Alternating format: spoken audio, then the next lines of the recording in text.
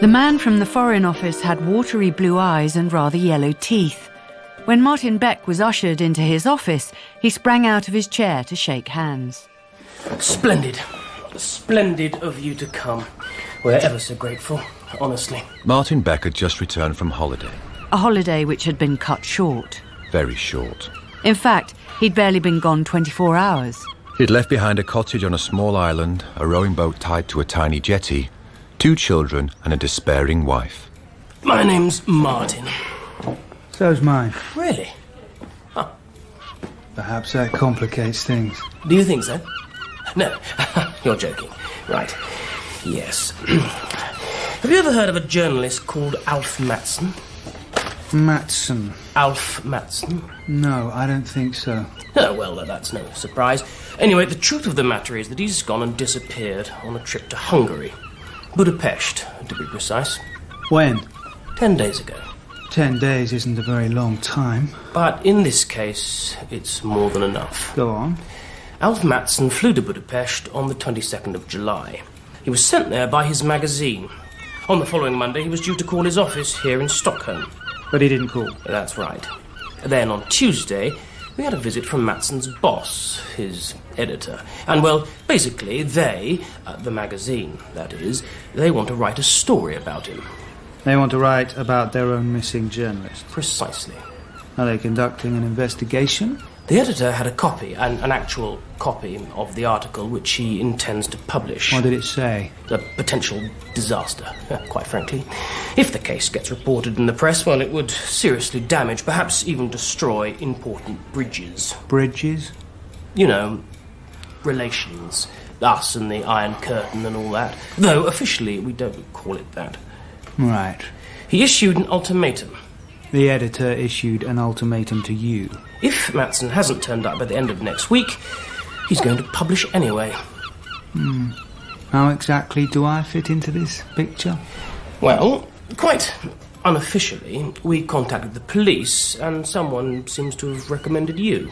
So, now it's largely a matter of whether you will take the case on. So it's like that. I'm afraid so. The fact that you're here at all indicates that you can probably be released from your other duties. Yes, I probably can. Martin thought wistfully about his fishing nets and the rowing boat. Can I let you know this afternoon? Of course. All right. Well, goodbye, Martin. Goodbye, Martin. Ah, yes. Martin. Martin. Yes? What we absolutely don't want is another Wallenberg affair. The Wallenberg affair was, of course, the famous case of the Swedish man last seen in Budapest in 1945, apparently although no one knows for certain. Spirited away by communists. Of course, it wasn't 1945 now. It was 1966. Not that anything had improved much in the intervening years. What the hell are you doing here? Hello, Kollberg. You're supposed to be on holiday. I know. What's that? A security report on Alf Mattsson. Who's Alf Mattsson? A journalist. He's gone missing in Budapest, Hungary. I know where Budapest is. Foreign Office want me to go and find him. You gonna go? I don't know. Can I have a look? Yeah. Kollberg picked up a page very delicately between the tips of his fingers and placed it in front of him. When Martin looked questioningly at him, he shrugged. I sweat so much I don't want to mess up important secret documents. Martin nodded. He himself never sweated, except when he had a cold. Apparently he travelled all the time to the Eastern Bloc. Warsaw, Prague, Budapest, Sofia, Bucharest, Constanta, Belgrade. Looked to someone like he travelled too often. His boss says Mattsson was their expert on Eastern European affairs. His ex-wife says he was all right, but a bastard when he got drunk. How's your Hungarian? Well, most people speak some German. English or German. How's your German? Lousy. How's your English? The same. According to Alf Mattsson's ex-wife, The one who said he was all right but a bastard when he got drunk. He spent a great deal of time drinking in the tankard with his fellow journalists. Only one man was named in the security report. Someone called Molin. Excuse me.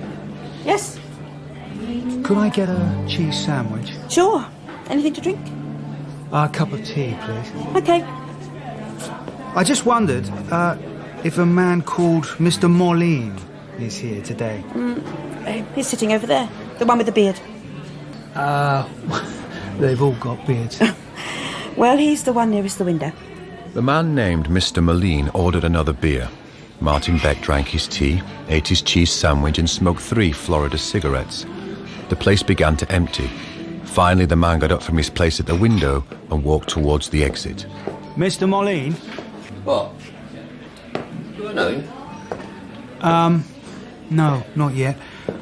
Perhaps you'd like to have a beer with me. There's something I'd like to ask you. Martin himself could hear that it sounded like police business from a mile off, but Molin sat down anyhow. Oi, What? get me another beer, will you? Sure. What about you? Yes. Yeah, I'll have a beer too. Okay. So, what is it? It's Alf Matson. Oh, Christ, what's he done now? Well, Does he, owe you money? no, nothing like that. There you are. Thank you. He's an old friend of mine, colleague. He promised to write something for me a few weeks ago, and then I didn't hear from him. I knew he drank in here with you. He talked about you. I thought perhaps you might know where he was. Martin Beck felt completely unconvinced by his own story. Should be back from Hungary. What was he doing in Hungary? Subbing for the magazine, I don't know what. Did you see him before he left? The night before we came here. Or just you and him? Me, him, and Gunnarsson. Do you know Gunnarsson? I don't think so. He's sitting over there, look, the guy with the beard. Molin gestured to the spot where he'd been sitting before. There was only one man left at the table, so there was no doubt which one was Gunnarsson. The man looked quite pleasant. I don't think I know him. Where does he work? Autospiel? Autospiel? Car maintenance magazine. Ah, We were all pretty drunk that night. and you haven't seen Alf since? You're asking a hell of a lot of questions. Am I? Sorry. Oh, Christ, I've got a goddamn awful hangover. When Martin Beck returned to his office, he smoked another Florida cigarette and then made 2 phone calls. The first was to the red-haired man at the Foreign Office. The second was to his wife, Inga. Why now? Why in the middle of our holiday? Not even the middle, in fact. Right at the beginning. Because something's happened. Something's happened. Yeah. What? What exactly? Well, I can't tell you that. It's a bit, hush, hush. Really? Hush, hush. What the hell does that mean? It means I can't tell you any more. I'd like to, but I'm not at liberty to say. I'm sorry. Yeah, what I don't understand, the thing I really don't understand is why it has to be you. Why they can't send somebody else. There isn't anyone else. You mean there isn't anyone else, or there isn't anyone else stupid enough to say yes? Hopefully, I won't be long. Hopefully, I'll just be a couple of days. I mean, there's probably not actually a great deal to do. Well, if there's not a great deal to do, why do you have to bloody well go at all? Because it's my job. Bloody policeman. She hung up. He did not attempt to call her back, By late evening, he'd arrived at the Dunner Hotel in Budapest, where he ate a very good fish soup with paprika sauce. and then went to sleep in room 105. In the morning, a man from the Swedish embassy was coming to meet him at the hotel. The only thing we know for certain is that Alf Matson came through the airport here on the evening of the 22nd. He spent the night at a youth hostel, and the next morning he moved in here. About half an hour later, he went out and took his room key with him.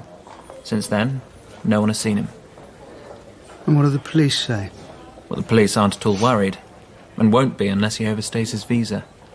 Couldn't he have left the country already? I doubt it. Where could he go without a passport?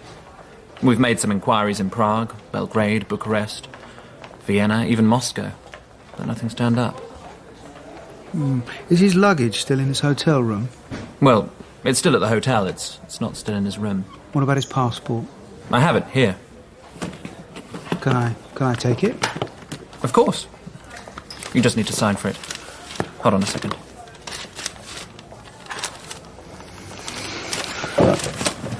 By the way, Yes. you're staying in the same room as Matson. 105. That's right.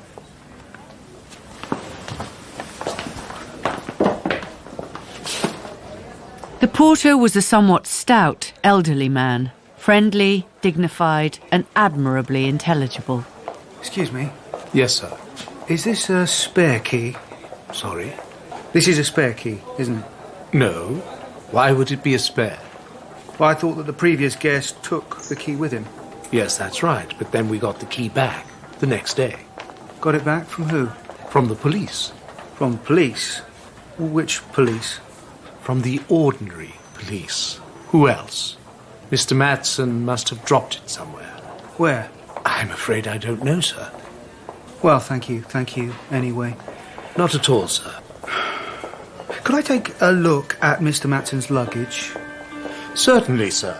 The porter led Martin Beck into a room behind reception where he found a portable Erica typewriter and a yellow suitcase with the key still in the lock. The suitcase appeared to be neatly and carefully packed. Martin had the feeling that someone with a practised hand had been through it and put everything back in its place. Included in the contents was a dark blue plastic wallet. Inside was $1,500 in $20 bills, an astonishingly large sum for travelling money. Martin returned to his room and lay down on the bed. It creaked magnificently. Had it creaked beneath Alf Matson? Presumably. Was there anybody who didn't test the bed as soon as he arrived in a hotel room? Yeah, I'm trying to find a youth hostel called Ifjasag. Ifjasag? Yeah, it's on the Buddha side. You're on the Buddha side? Here. I'm looking for this place. Oh, Ifjasag. Well, isn't that what I said? Please, get in. There was no immediate response to the bell. He sat down in the foyer and lit his last Florida cigarette. He could not remember ever being given such a hopeless, meaningless assignment. Hello? Can I help you? Yeah, I'm making inquiries about a guest who stayed at this hotel on the night of July 22nd. And what was the name? Alf Matson. Alf Matson. Have you any idea who was on duty that night? I don't remember off the top of my head. Wait a minute, I'll have a look. Here it is. The rota. It was a Friday. The girl on duty that night, she doesn't work here anymore. Oh. Sorry. Do you have a guest register? Sure. Hang on a sec.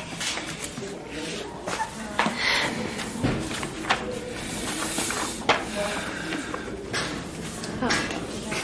Here it is. Alf Matson.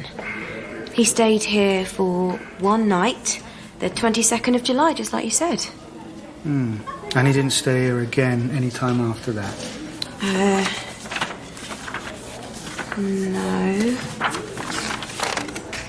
No, but he did stay here for a few days at the end of May. Right. Who was on duty then? Me? This is my writing. What does he look like? Well, here's his passport. Oh, I recognise him. Do you? Yes. Yes, because he was alone in a room with 3 beds, and then we had these 3 Russians arrive, so I needed the room, and I had to move him. But he wasn't happy because his new room didn't have a phone. He made such a big fuss, I had to ask someone else to swap. Do you remember if he had any visitors?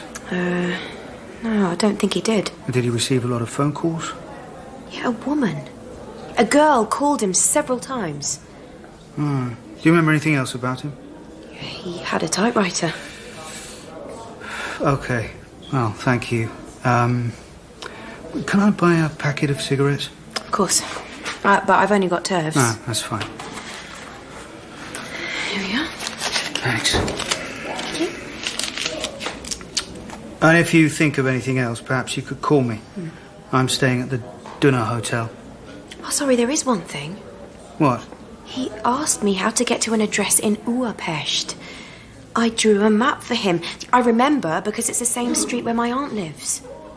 Would you mind writing it down? Yeah, sure. Martin Beck came out of the hotel holding a piece of paper.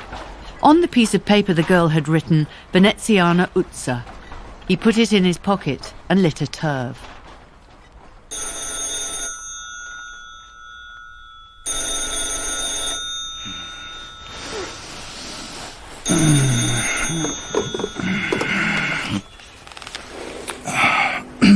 Hello. Hello, is there anybody there? Kollberg. Oh, so you are there? Where are you? At the office. What do you think? It's 9:15. You still in bed? What's the weather like in Stockholm? It's raining. Why the hell do you want to know that? I don't know. I was just surprised to hear you. Are you sick? No, Well, what's the matter with you? I don't know. What do you want? Alf Mattsson definitely isn't a nice guy. Why'd you say that? No one has anything good to say about him. He's often drunk, abusive, harasses women, picks fights with other men, is basically a complete arse. Who have you been talking to? I didn't have anything to do on Saturday, so I went to that restaurant. The Tankard? The Tankard, yeah. Officially, you've never heard of this case. I know. And you don't know that I'm in Budapest. Do you think I'm a moron? Occasionally. I didn't talk to anyone. I just listened to those journalists. My God, they can drink. Kollberg. What? I'm going to try and get to the point. I am trying to help you out of the goodness of my heart. This phone call is costing the Swedish government a small fortune. What do you care about the Swedish government? Lennart. Okay, so, remember the guy Molin? Yeah. He thinks Mattsson's got a girl in Hungary, some kind of athlete, small time, not famous. Met her when he was working as a sports reporter. Doesn't sound likely. Female athletes are usually kept under lock and key. I'm just telling you what Molin said. Okay, well, thanks. I haven't finished. He never said her name, but I think I might have worked it out. I managed to force my way into the Royal Library, and I sat all day yesterday going through back numbers. As far as I can make out, it can only be a girl called Ari Boeck. Ari Boeck. I'll spell it for you. Aribokkk. Is that it? Yep. After they had said goodbye, Martin Beck stared listlessly at the letters he had written down. Ari Boeck. It didn't even look like the name of a human being. Probably the spelling was wrong and the information completely useless. Would you like coffee or tea? Do you know anybody by this name? No, sir. Is it a man's name or a woman's name? Ori is a woman's name, short for Oranka. May I borrow the telephone directory? Certainly, sir. Oh, and I'll have a coffee. Thanks, sir. At this moment, Martin Beck turned and saw a man staring at him. The man wore a navy suit and a black signet ring. The directory, sir. Thanks. Boeck. Naturally, there was no one called Boeck, but he tried several other possibilities and found an Esther Burke, Veneziana Uzza 6 292 173. He then took out the slip of paper from the girl at the youth hostel. Veneziana Uzza. It could hardly be a coincidence. Oh, thanks. Excuse me. Yes? Where is this street? The 4th district, in Budapest. How do you get there? It's quickest by taxi, of course. There's a nicer journey to take the boat. The boat was called Uttera and was a joy to the eye. A little coal-fired steamer with a tall, straight funnel and open decks. Martin Beck stood on the deck and inwardly cursed the arrival of the combustion engine. The heat came out like a column from the boiler room. The fireman was dressed in swimming trunks and his back was shiny with sweat. Martin wondered what the man was thinking about down there in that infernal heat. In all probability, about the blessings of the combustion engine. After the boat tied up in Budapest, the fireman came up on deck, laughed at the sun and leapt straight into the water.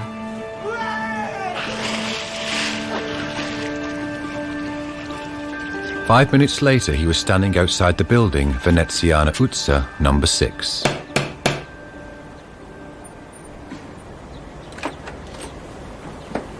Frau Boeck? Yes? We're full up, I'm afraid. I'm looking for a lady called Boeck.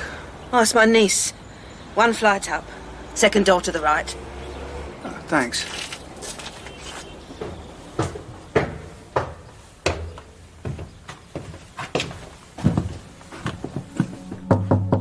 The door opened at once. The girl looked surprised to see him. Most likely she was expecting someone else. She was wearing a dark blue two-piece bathing suit. She might have been 22 or 23. Fräulein Boeck? Yeah, that's me. Sorry to bother you. I'm trying to locate a man called Alf Mattsson. Who's that? A Swedish journalist. He's from Stockholm. Is he meant to be staying here? There's no one Swedish here right now. Oh, he gave me this address. Really? Here. Oh, this is what he looks like. Do you recognise him? No, I've never seen him before. Oh, well, that's a shame. Why are you looking for him? He's a friend of mine. We were supposed to meet here. In this house? No, in Budapest. I see. At this moment, a blonde young man in swimming trunks appeared at the doorway. Hey! I thought we were going swimming. The blonde young man twanged the strap on her costume. We are. And what are you doing? This guy's just looking for his friend. Sorry, this is my boyfriend, Tets Radeberger. Who are you looking for? Alf Mattsson. Alf Mattsson? Never heard of him. This is a photo. No, don't recognise him either. Can we go now? Boeck. Are you the swimmer? I don't compete anymore. Didn't you do some swimming in Sweden? Only once. It was 2 years ago. It's so strange that he gave you my address. Who? This Alf man had my address. Well, don't worry about it. Go and enjoy your day. Okay, well, sorry we couldn't help. His return journey was not nearly so fine as his outward journey. This time he travelled on a modern ferry with a roofed deck and a diesel engine. His fellow passengers included a tall man with dark wavy hair who was whittling listlessly at a stick. His expedition had been a failure, and there was nothing to indicate that Boeck had been lying. Inwardly he cursed the strange impulse that had made him take this pointless assignment. The worst of it was that deep down within himself he knew he'd not been guided by an impulse at all. It was just his policeman's soul, or whatever it might be called. It was the same instinct that made Kollberg sacrifice his time off, a kind of occupational disease that forced him to take on all assignments and to try and solve them. By the time he got back to the hotel, it was 4:15, and he had missed lunch. In his room he leaned out of the window and looked at the boats. Directly below him, at one of the outdoor tables, sat a passenger from his recent boat trip, the tall man with the dark wavy hair, still whittling a stick. After dinner, Beck had his coffee and his brandy in the lobby. On the other side of the room sat a man wearing a navy suit and a black signet ring. After a few minutes, the man got up from his chair and walked across the room. 23 years' experience had taught Martin Beck to recognise a policeman's walk. May I sit down? Yes. This is my card. Vilmos Szluka. Vilmos Szluka. I'm a policeman. So am I. I realise that. Can you identify yourself? Can you? Yes. That's not actually valid identification here. My passport's at the reception desk. Why didn't you contact us? Because I don't have an official assignment. How long are you planning to stay? My visa's good until the end of the month. Szluka smiled for the first time during their conversation. The smile hardly came from the heart. As far as I can see, your activities are more or less of a private nature. I assume that they will remain so. Well, you can always go on having me followed. Excuse me, but what do you really think you're doing here? What do you think I'm doing here? I've no idea. As far as I can see, nothing has actually happened. Someone has disappeared. Says who? I do. In that case, you should go to the authorities and demand that the case be investigated. By the way, here is your passport. Thank you. It wasn't at the reception desk as you thought. You were mistaken. Martin Beck found nothing amusing in the other man's behaviour and did not look up. What do you think of the food here? It's good. I'm delighted to hear it. You see, nothing very dramatic or exciting happens here nowadays. It's not like your country or in London or New York. We've had our fill of all that. Now we want peace and quiet, and we take an interest in other things. Food, for instance. I myself had 4 slices of fat bacon and 2 fried eggs for breakfast. And for lunch I had fish soup and fried breaded carp. Apple strudel for dessert. Uh-huh. Have you been to the Palatine Baths? No. I'm planning to go there myself tomorrow. Perhaps we could go together. Sure. Why not?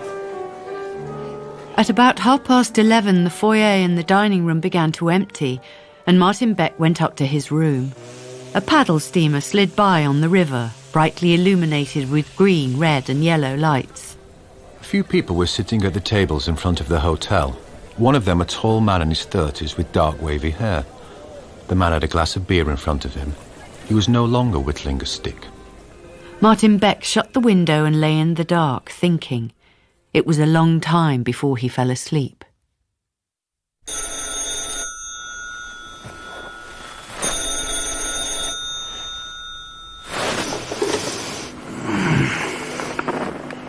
Hello. It's me. How's things? Kollberg. Did you find the Boeck girl? I did. And? She didn't even know him. Oh, damn. Sorry. Can you do me a favour? Yeah, what is it? Go back to the tankard. Uh-huh. Try and talk to those journalists. Find out what kind of people they are. Okay. Anything else? I don't think so. I don't think so. There's something fundamentally wrong with all this. What do you mean? I don't know. That's what's driving me mad. Something fundamentally wrong, and I don't know what it is. The pool at the Palatine Baths was built like a labyrinth with walls that rose about 10 inches above ground level. The walls formed back supports for the moulded armchairs in which one sat with the water up to one's chin. Inspector Szluka began to wade between rows of seated people. He was still carrying his briefcase. On the edge of the pool stood a tall man with dark, wavy hair. His swimming trunks were pale blue cotton and looked more like underwear. Perhaps someone should have warned him that they were all going swimming. Here will do, don't you think? Sure. Szluka sat back in his chair and closed his eyes. Where did you find Alf Mattsson's key? It was lying on the steps of the police station. A patrolman found it there. How did it get there? I don't expect you to believe me, but the truth is I've no idea. When was the key found? On the 23rd of July. Same day that Alf Mattsson disappeared. Indeed. All this time Szluka had his eyes closed and looked perfectly relaxed. The hair on his sunburned chest fluttered about like white seaweed. What did you have for lunch today? Fish soup, followed by breaded carp, followed by wild strawberries with whipped cream and powdered sugar. How was it? Absolutely delicious. Why are you having me followed? I'm not. But I don't expect you to believe me about that either. See that man standing over there in blue shorts? Where? Just there. No, he's gone. I did make some inquiries about Alf Mattson. Really? Despite having no official request for an investigation. Well, thank you. Szluka opened his briefcase, took out a towel and dried his hands. According to the Passport and Customs authorities, no one by the name of Alf Mattson has left Hungary since the 22nd of July. No person who might have been Alf Mattson has been taken to a hospital or a morgue, and without his passport, Mattson cannot have been accepted at any other hotel in the country either. And yet there's no reasonable explanation for his leaving the hotel and not letting anyone know where he is. So long as he has a valid visa, I cannot, as I said, do anything more in the matter. Unfortunately, I have to go now. Stay. Enjoy the pool. I'm sure we'll meet again. Well, thanks, but not at all. Martin Beck watched Szluka wading away with his briefcase. From his appearance, one would not think he ate 4 slices of fat bacon for breakfast. For a while he watched 2 deadly serious middle-aged men standing in the shallow end of the pool tossing a red ball to each other. He felt lost and confused. He was none the wiser for his meeting with Szluka. Along the edge of the shore stood a row of benches where a few people were waiting for boats. Martin Beck noticed that on one of them sat the girl Orri Boeck. She was reading a German paperback. He thought of walking straight past her, but then he changed his mind. Hello. Orri. It's you. Martin Beck. How are you? Did you find your friend? I'm afraid not. After you called, I kept thinking, why did he give you my address? And how did he have my address? I wish I knew, sorry. That's all right. Do you want to sit down? Oh, thanks. You been swimming? Of course. It's so warm, what else can you do? Are you waiting for the boat too? Yes, well, we're probably going in different directions. Have you been up to Gilet Hill to look at the view? No. You can see the whole city from there. It's wonderful. Well, I must make sure I go. Are you busy now? No, not really, no. We could go together if you like. I've nothing else to do and there might be a bit of a breeze up there. Okay, let's do it.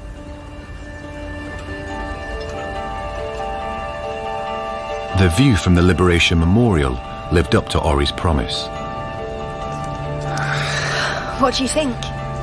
Oh, it's beautiful. Isn't it? There's the museum I work in.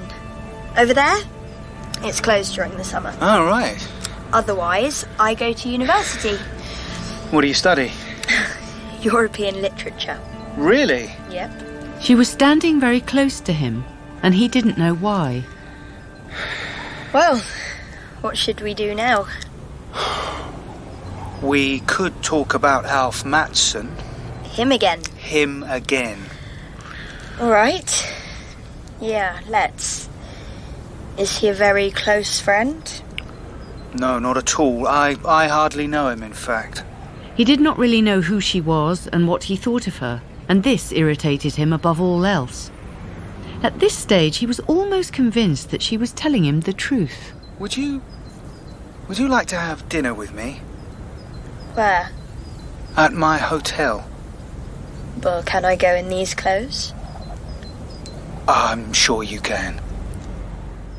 Very near the hotel, Beck caught sight of a man standing under a street lamp. He was tall, with dark, wavy hair. He was staring straight at them. Did you see that man? Yes. Do you know who he is? No. Do you? Oh, he was staring at us. He's gone now. Quite a number of people were still in the dining room, and along the balustrade outside the open windows, swarms of insects were dancing around the lamps. Little gnats. They don't sting. When they disappear, the summer's over. Did you know that? We have them in Sweden. Really? Yes. Where do you live? Do you live in Stockholm? Yeah. I liked it. Stockholm. Although it rained all the time. No, does that a lot. Does it depress you? What? The weather. The Swedish weather. No, not really. The food, as usual, was excellent, and so was the wine. After they'd eaten, they smoked with their coffee and drank a kind of cherry brandy liqueur, which also tasted of chocolate. When she put out her cigarette in the ashtray, she brushed his right hand with her fingertips, as if by accident. A little later, she repeated the manoeuvre.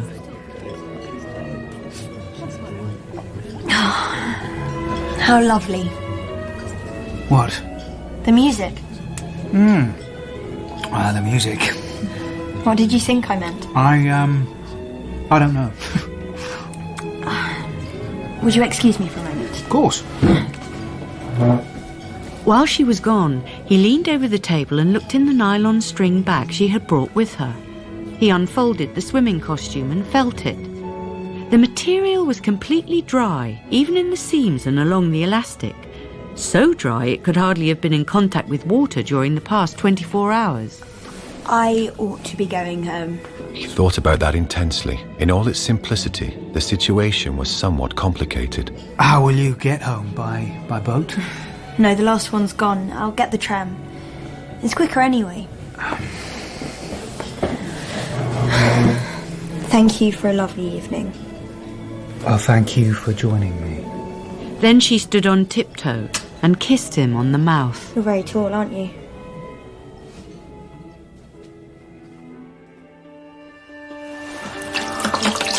Martin Beck was rinsing his face with cold water when there was a tap at the door.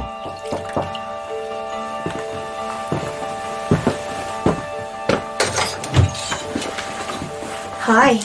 Hi. I crept past everyone. No one saw me. She pulled her dress off in one swift movement. She had nothing on underneath. What are you doing? Getting undressed? Why? What do you mean, why? She moved towards him. Please, don't. What? This video was uploaded to the channel Thinking Out Louder. Please like, comment and subscribe to the Thinking Out Louder channel. Thank you. What's wrong? I'd like you to leave. Is it because of your wife? My wife? It's not like she'll ever know. I assumed you invited me to dinner because you liked me. Sorry. What are you sorry for?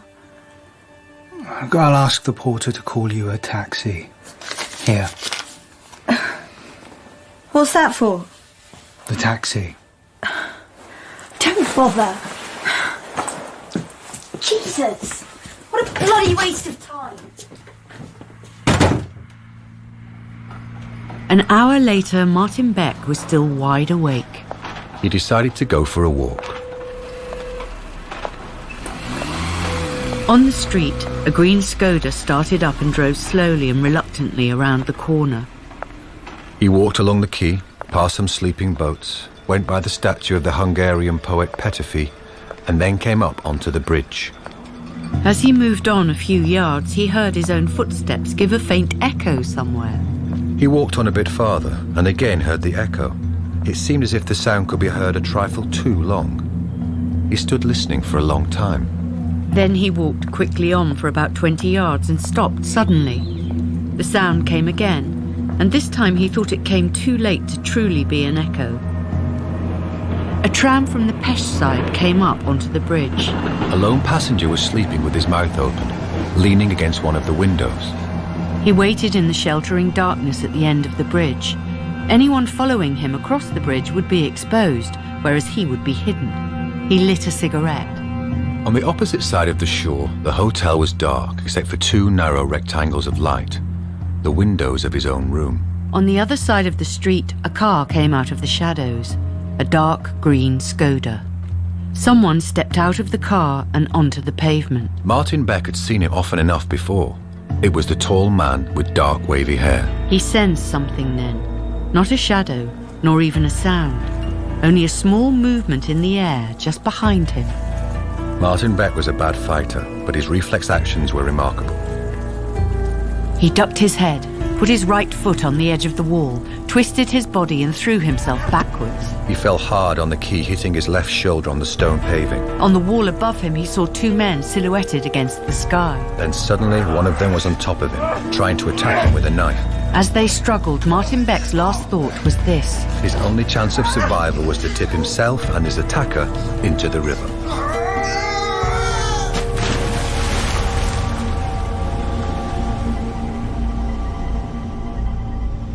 He woke up to find that everything was bathed in a white light. The white light turned out to be the headlights of Major Szluka's car. Good evening. Hello. Lie still. The ambulance will be here soon. I don't need one. I'm fine. You did well. Those men were rather dangerous. That one over there, that's Tets Radeberger. We know. Where's the other one? We shot him. Only in the leg, of course. Martin Beck followed Szluka into his office. It was very spacious, and the wall was covered with a large map of Budapest. It reminded him of his own office back in Stockholm. How did you manage to be right there this evening? It was what you said about being followed. I'm sorry about that. Don't be. People imagine so many things, but you're a policeman, and policemen seldom do. So we began to watch the man who was tailing you. This afternoon, our man saw that 2 men were watching you.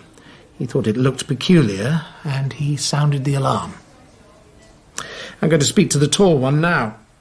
The one you shot? Yes, that one. Do you want to come along? Oh, yes, please.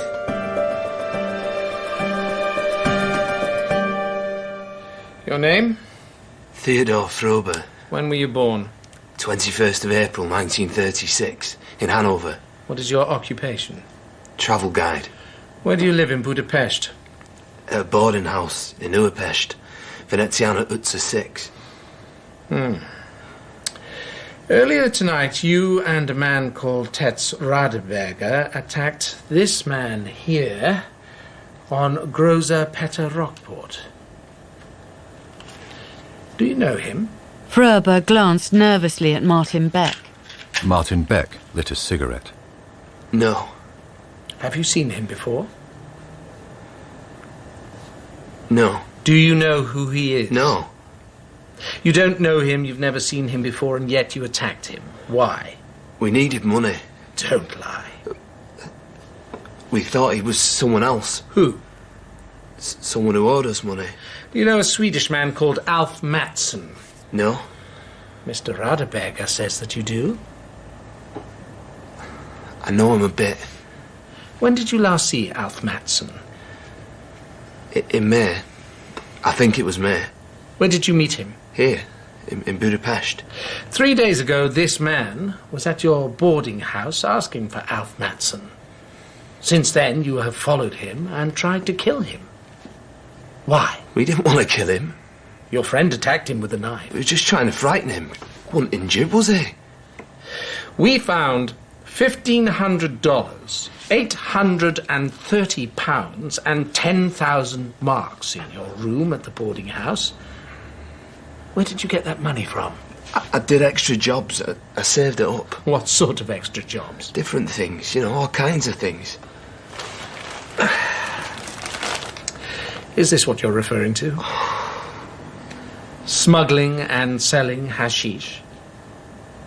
We found 15 packages like this one, hidden in the doors and seats of Radeberger's car.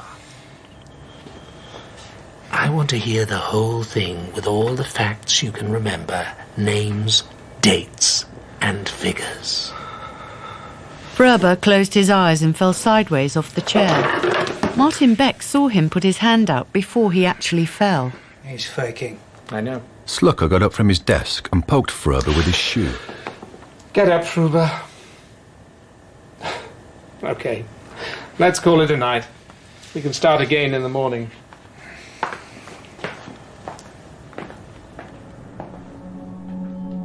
Martin Beck switched on the overhead light and undressed. His head and left arm ached. He looked in the long mirror in the wardrobe. He had a large bruise above his right knee and his left shoulder was swollen and black and blue. He ran his hand over his head and felt a large bump at the back of it. He couldn't find any more injuries. It was nearly 2 o'clock in the afternoon when he woke to the sound of the telephone ringing.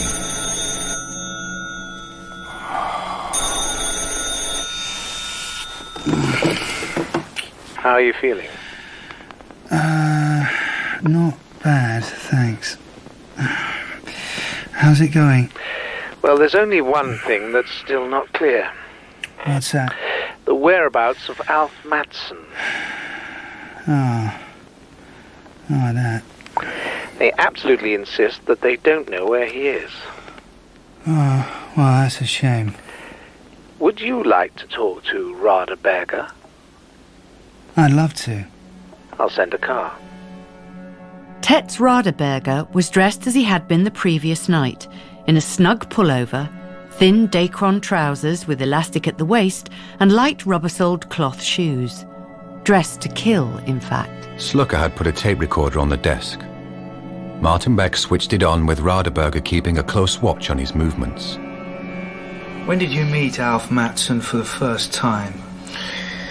2 years ago. Where? In Budapest. At a youth hostel. How did you meet him? Through Ori. She used to work there. Had you already begun to smuggle drugs then? Only a little. For our own use. But we didn't use it all that often. We never use it these days. It's not good for you. Go on. We offered some to Mattsson and he wasn't interested. He prefers alcohol. So how did Mattsson get involved if he wasn't interested? Well, he didn't want to smoke it himself, but then he heard how easy it was to get hold of. Had you already thought about smuggling? We had, but the problem was getting it into the countries which would really pay for it. Scandinavia, Holland, Germany. So Mattsson offered to be your middleman? Yeah. He said that when you travel from Eastern Europe, no one was interested in your luggage, especially if you were flying. He had this idea that we could meet in all these different places that he needed to be for the magazine. It was a good cover. Where is he now? I don't know. Really, I don't know. We were supposed to meet on the 23rd, but he never turned up. He was here in Budapest. He came on the 22nd in the evening. He left his hotel on the 23rd in the morning. Where were you going to meet? At Ori's place. But he never turned up. Did you kill him? No. I keep telling you. Why should we do that? We made money off him. A lot of money. Would we stay on here 3 weeks with that whole supply hidden in the car if we'd killed him? We haven't killed anyone. We're not like that. You tried to kill me last night. That was different. In what way? It was our only chance. Your only chance for what? What, to be hanged for murder, to get a life sentence? When you turned up with Mattsson's passport, we thought he must have sent you instead.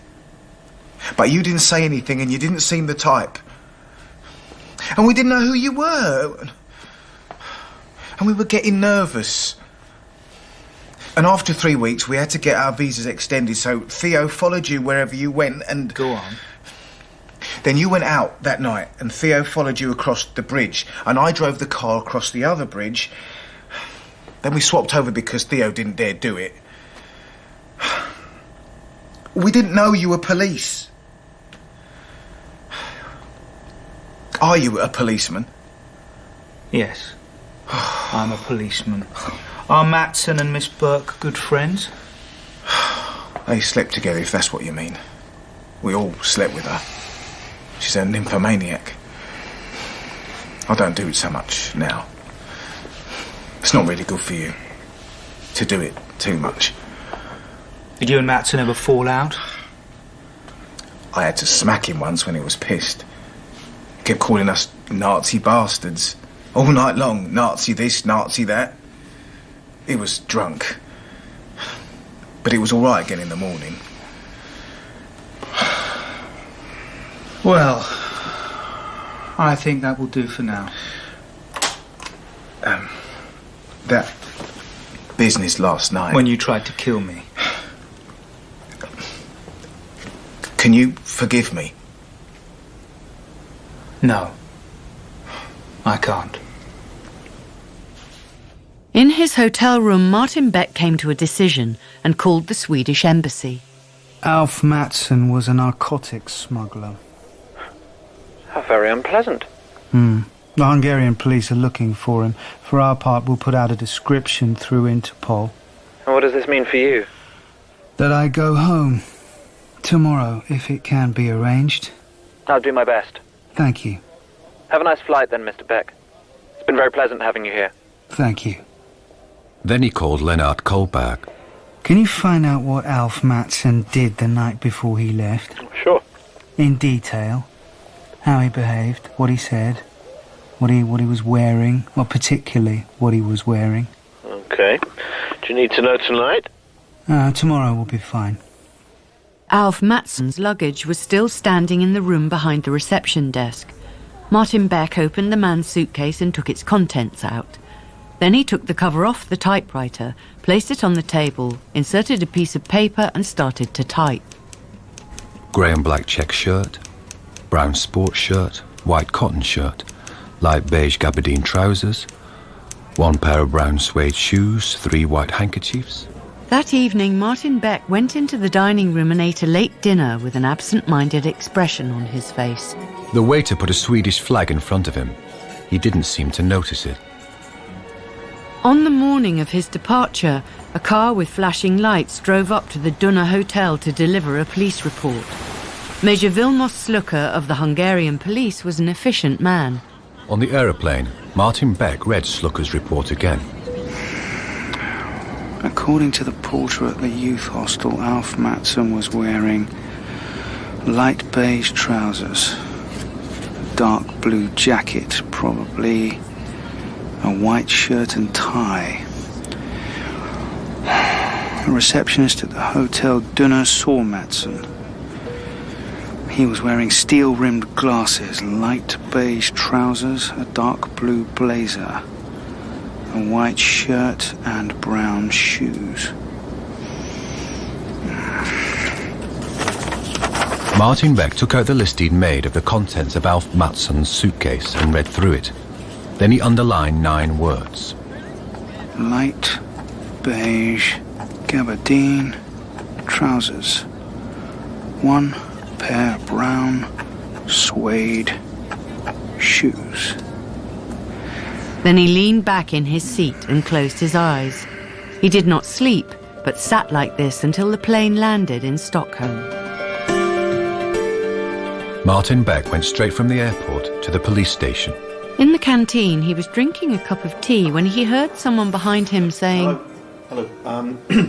Excuse me for asking, but is this really a marzipan cupcake? Well, what else could it be? Some kind of cultural monument? Something from the official bakery museum? If you don't like it, you don't have to eat it. I order a cupcake and you give me a fossil that not even the Swedish State Railway would serve up without blushing. I am a very sensitive person. Really? A lousy cupcake can send me over the edge. Lennart Kollberg. Martin Beck. Hi. Welcome back. Thank you. Do they have a crayfish season in Hungary? I've got no idea. It's been 5 days since the crayfish season opened here, and so far, you haven't consumed a single one. That's correct. Shall we go and eat? The restaurant was crowded, but a corner table had been reserved for them and laid for a crayfish dinner. There's something wrong with this Mattson story. Yes, I agree, but what is it? It's aggravating. It's even more aggravating that we can't stop thinking about it. If he's really disappeared, then it's no loss to anyone. By all accounts, he was a complete bastard. If he's on the run, then someone will get him one day. And if he's dead, then it's too late for anything to be done anyway. Yeah. Now, imagine if he just goes on having disappeared. Then we'll be thinking about it for the next 10 years. Christ. Here we are, gentlemen. The crayfish were delicious, and the men didn't talk much while they ate. Oh, my God. What? That was a fantastic dinner. It was very good. Unfortunately, I'm still hungry. How can you still be hungry? It's one of my talents. I'm going to order a steak. Do you want one? No, thank you. Excuse me. Yes, sir? Can I order a steak, please? Medium rare. Very good, sir. So, Mattsson. Yeah. There were 2 men with him at the tankard the night before he left, Molin and Gunnarsson. Gunnarsson writes about cars, drinks but never gets drunk, seems quite bright. Molin, I've met him. You've met him, says Mattsson is his best friend but slags him off constantly. So, Thursday, the 21st of July, at midday, Alf Mattsson had lunch with Molin. He drank a fair amount of beer. At 4, Orka Gunnarsson joined them at their table. At 9:30, they all moved on to the Royal Opera House bar. Only Mattsson and Gunnarsson stayed until the place closed, and they were both very drunk. Mattsson couldn't walk straight and was harassing several women. Did you go and see Gunnarsson yourself? Nope, I sent Stenstrom. What did Stenstrom make of him? Thought he seemed quite decent. Do we know what he was up to Friday the 23rd of July? We can find out. We could do it now, after I've eaten my steak, obviously. That's fine. It can wait. Stenstrom can do it first thing tomorrow. Tell him to make it sound very routine. Okay. Did you find out what he was wearing? Who? Mattsson, what he was wearing on the 21st. Yeah. Grey suit, white shirt, black tie, black shoes, and a light-coloured cotton coat. So if he wasn't wearing the grey suit when he disappeared, and it wasn't in the suitcase in Budapest, then it should be in his flat.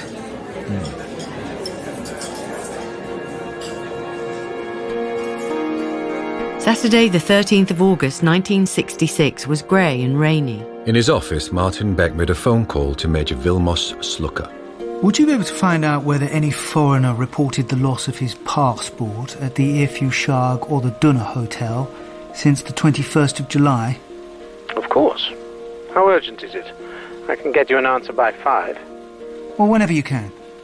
Okay, I'll call you back at 5. Thank you. The police station seemed unusually quiet, but of course it was Saturday, and despite everything, still summer. Martin Beck rummaged in a drawer, found an old dry Florida and lit it. Combined with the lingering taste of crayfish and the bad cup of coffee, it tasted disgusting. He began to feel quite nauseous. He was just wondering whether he should take a walk in the rain when Lennart Kollberg came into the office. Apparently, Gunnarsson sat at home writing on Friday. On Saturday, he was at the office first thing in the morning and then last thing in the evening. Can anyone verify that? Someone saw him at the office in the evening, but no one saw him in the morning. Right. And I went to Alf Mattsson's flat. The grey suit wasn't there. Right, okay. So in Budapest, he was wearing beige trousers and brown shoes. Yes, and a raincoat. And in his suitcase, there was a pair of beige trousers. Yeah. And a pair of brown shoes. Yes. Why would he travel to Hungary dressed in beige trousers and brown shoes if he had exactly the same clothes packed in his bag? And the night before he left, he was wearing a grey suit and black shoes. Yes, and a raincoat. And neither the shoes nor the suit are in his flat. No. Christ. Yes. Shall we get a drink? Why not? Tankard? Can we walk there? It's chucking it down. Oh, it's not too bad now. Why do you want to walk? I don't feel well. You never feel well. That's true. You need a holiday. The telephone rang so precisely on the dot of 5 that it seemed almost unnatural. It was unnatural. Hello? Hello, Martin. Where's Lennart? He's here. Who is it? It's your wife. Hiya. What are you doing? I'll be home soon. When? I don't know exactly. You're not going to work tomorrow as well, are you? Tomorrow I'm not sure. It's the bloody weekend. I'm sorry. I'm sick of it, Lennart. Sharp on me. I'm sorry. It's not your fault. Well, it sort of is, actually. Well, I'll tell her that later. Bring her back. Oh, I'll be okay. I'll be all right. It probably would be all right. They'd only been married 6 months and they loved each other very much. 10 minutes later, the phone rang again. Hello, Martin. Hello. I'm sorry to have kept you waiting. It's more difficult to get hold of people on a Saturday, but you were right. What about the passport? A Belgian student lost his passport at the Hotel Ep2. When? He came to the hotel on Friday the 22nd of July in the afternoon. So it fits? It fits. Good. No. The man's name is Ruda. This is his first visit to Hungary, and not knowing the regulations, he found it quite natural to hand in his passport and not get it back till he left the hotel. As he was staying there for 3 weeks, he didn't give the matter another thought until he needed it in order to get a visa for Bulgaria. That sounds plausible enough. At the hotel reception, they said they had left Ruder's passport in his pigeonhole on the Friday evening, and that consequently he should have received it back when he came down on Saturday morning. Have you seen this man, Ruder? Yes, he's still at the hotel. Does it fit? He had a beard, otherwise they aren't especially alike, judging by their pictures. Anyway, someone has definitely left the country with Ruder's passport. How do you know that? Ruder's exit permit is in our files. It was handed in to the border police at Sholem on the 23rd of July. Right. I suppose this means that Mattsson has left Hungary. No, it doesn't. It doesn't? No, because he never went there in the first place. Because the journalist Orka Gunnarsson was the last person to see Alf Mattsson on the Thursday night. And because Orka Gunnarsson had no alibi for the Friday or the Saturday morning.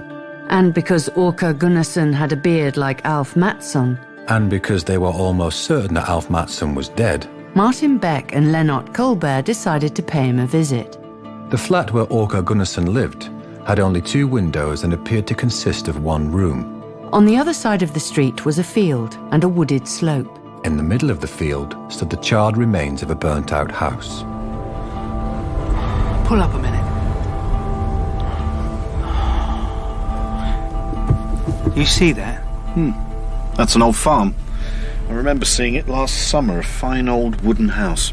I think the fire department set it alight, to practice. They set it alight, and then put the fire out, then they set it alight again, put it out again, and they go on like that till there's nothing left. We need to go to Solna police station, ask them to rope off the house. Yes, okay. Yes, it's just a guess. It's a good guess. Let's go.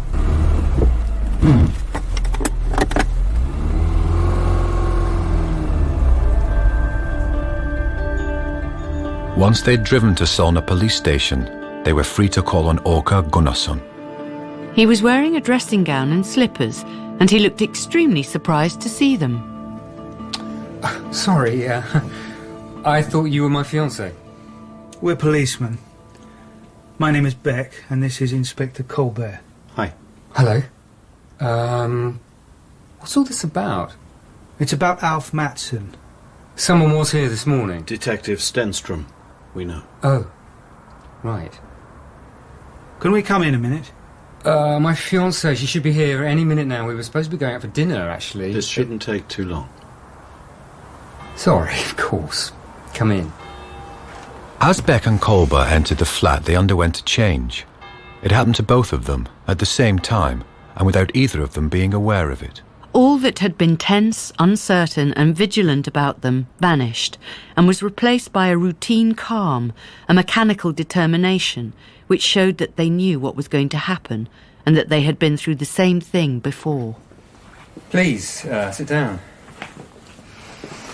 Thanks. What can I do to help? Tell us what happened on the eve of the 22nd of July when you and Mattsson left the Opera House bar. I did tell that other policeman. We know. We'd like to hear it again. Well, we said goodbye in the street and I took a taxi home. We weren't going in the same direction. Can I have a look at your passport, please? Sure.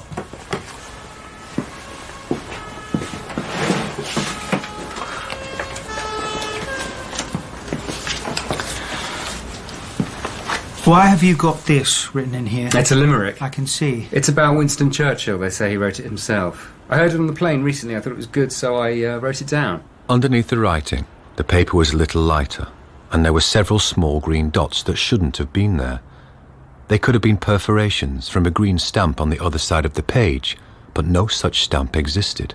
Having seen the passport, Martin Beck felt utterly certain. All the same, his idea about the burnt-out house might well prove to be wrong. Hang on a minute. Sorry, that's probably my girlfriend, fiancée. Beside the telephone was a framed photo of a young woman. She had fair hair and very light-coloured eyes. Hold on. No makeup, but a silver chain around her neck, one which Martin Beck recognised. It's for you. Oh. 16 years ago, he'd given his wife the exact same kind. Yes. Oh, that's fine. Oh, that's good. We'll be there soon.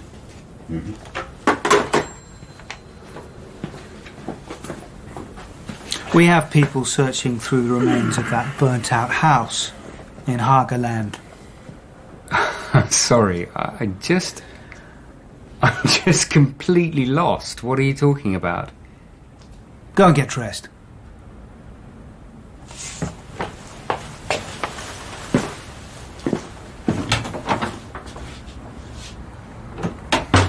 Gunnarsson returned from the bedroom dressed in a grey sweater and brown trousers.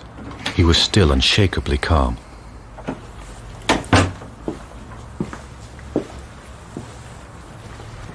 Shall we go?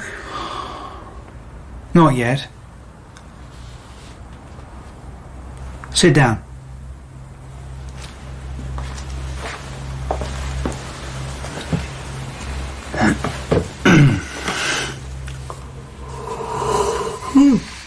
Oh, sorry. Knackered. What are we waiting for? Martin Beck looked at him. He wondered what would happen if the man suddenly realised that the silence was just as much of a strain on them as it was on him. In some way, they were all in the same boat now. 20 minutes of silence passed. Martin Beck and Kollberg looked at each other for the first time in practically half an hour. You're right.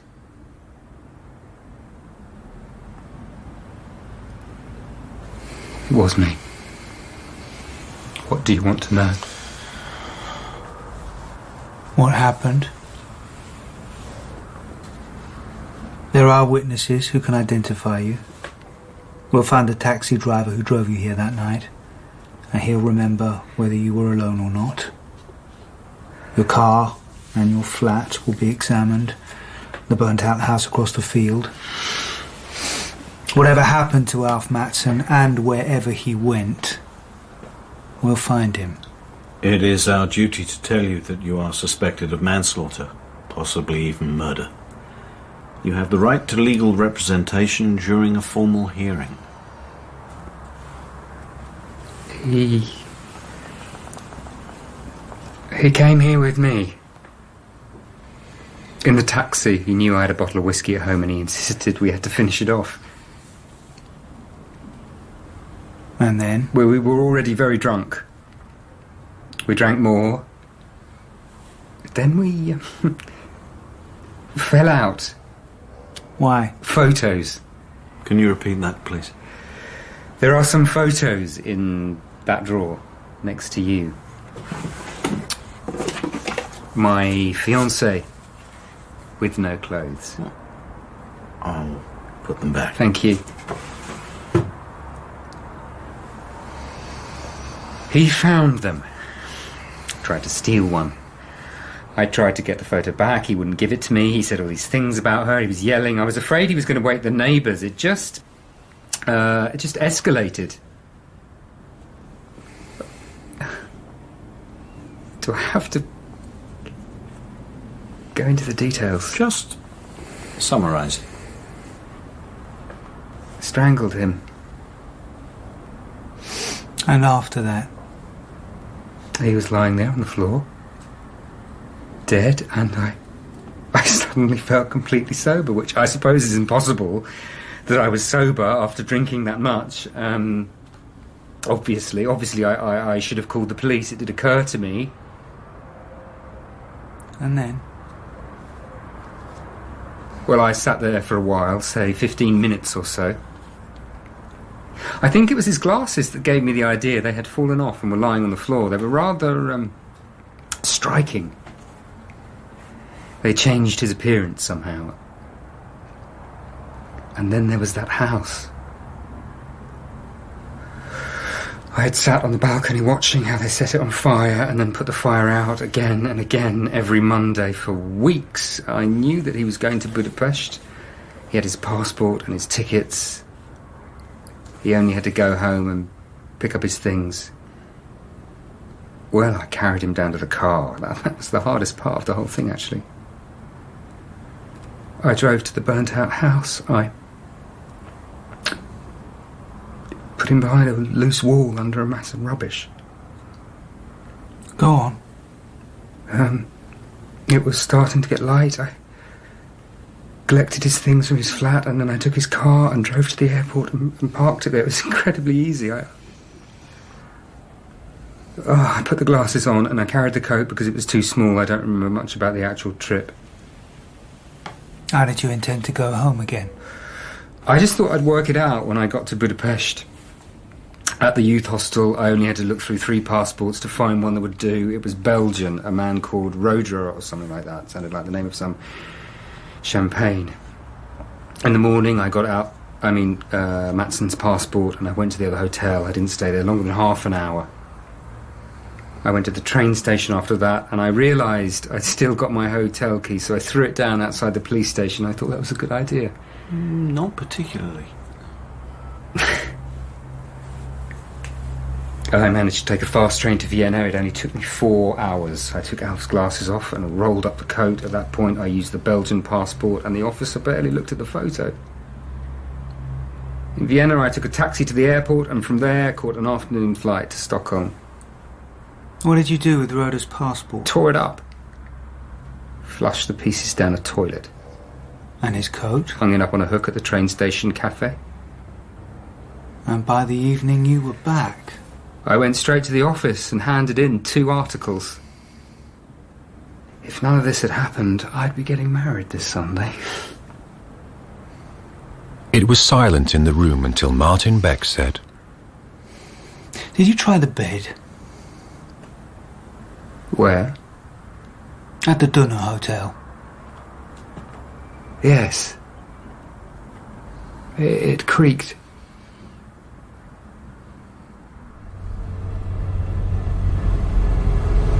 I don't see why you should go on with this any longer. Since you're supposed to be on holiday. Nah, I won't make it there today. No. You can just drop me off at Odengarten. I can take you home. Odengarten's fine. Okay.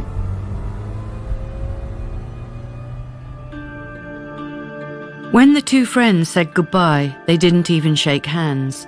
Martin Beck stood on the pavement watching the car drive away.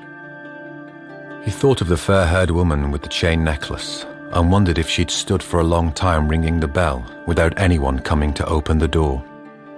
Then he crossed the road to the nearest bar and ordered a whiskey. He stayed in that bar for 4 hours.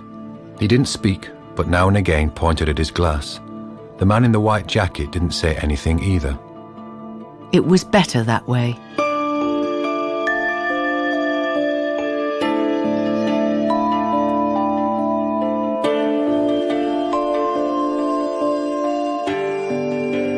In The Man Who Went Up in Smoke, by Maj Sjowall and Paavo Lööf, Martin Beck was played by Stephen Mackintosh and Lennart Kollberg by Neil Pearson.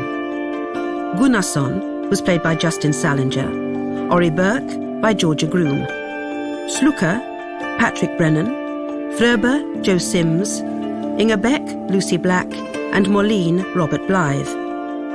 The Foreign Office man was played by Sam Alexander, The Embassy Man by Harry Livingstone, Frau Boeck, Christine Absalom, Steffi, Amaka Okafor, Radeberger, Don Gilet, and Gun Kollberg by Sally Orrock.